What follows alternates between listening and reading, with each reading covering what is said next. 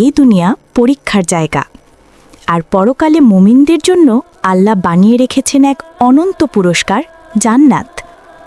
সেই জান্নাতে আছে ৮টি দরজা, আর প্রতিটি দরজা ডাকবে তার নিজ নিজ আমলকারীকে। একটি দরজার নাম বাবুস সালাত, যারা নিয়মিত নামাজ পড়েছে তাদের জন্য।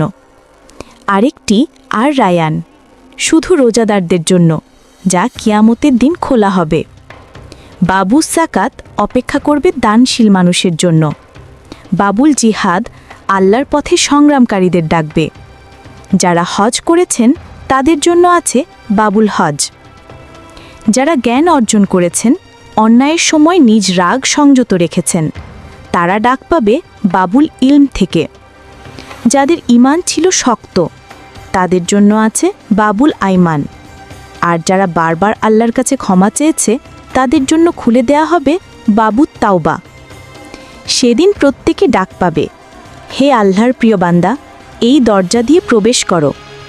প্রশ্ন একটাই, তুমি কোন দরজা দিয়ে ঢুকতে চাও? এই ভিডিওটি ভালো লাগলে লাইক দিও। ইসলামিক আরও ভিডিও পেতে চ্যানেলটি সাবস্ক্রাইব করো, আর কমেন্টে লিখো, আমি জান্নাতুল ফেরদৌস চাই।